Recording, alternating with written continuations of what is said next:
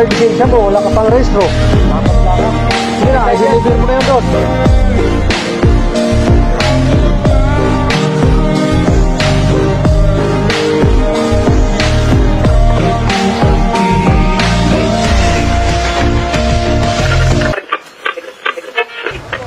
Hindi ko alam ang iyong pinagdadaanan ngayon. Minsan, sadyang mahirap talaga ang buhay. At sinusubukan nating gawin ang ating makakaya upang makaahon at makayanan ng mga pagsubok. Ngunit tila iniinis tayo ng pagkakataon dahil salungat sa ating mga plano kung anong mga nangyayari sa kasalukuyan. Paano ko babayaran yan? Baka niloloko mo lang ako. Kung susurpot Kasi, pangitay na po yung pagkain niya.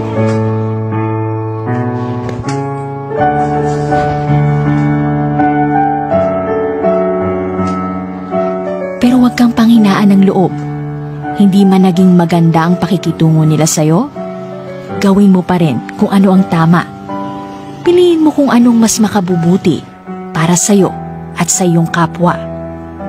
At totoong may kakaibang ligaya kang mararamdaman sa tuwing ika'y gagawa ng mabuti. At hindi lang sa atin, kundi maging sa mga nakakita, ay bubuti rin ang araw.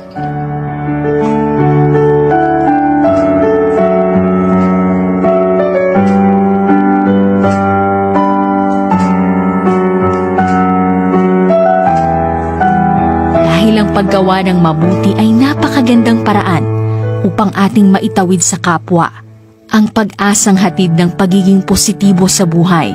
Kaya ng sinasabi sa Biblia na kapag tumulong tayo sa nangangailangan, para na tayong nagpautang sa Panginoon at tiyak na babayaran niya tayo sa ating kabutihan.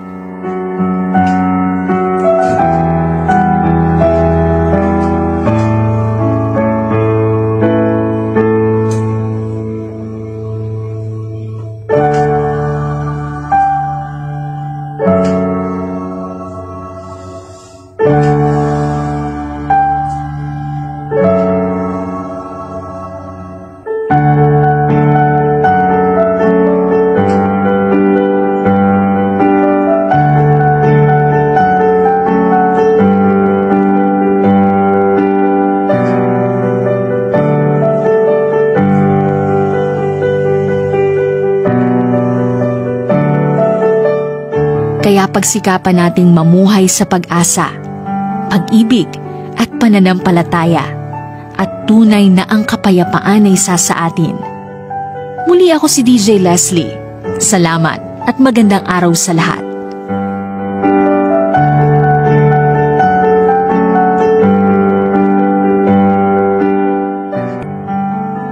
Ang naaawa sa dukha ay nagpapautang sa Panginoon at ang kanyang mabuting gawa ay babayaran sa kanya uli. Kawikaan 19:17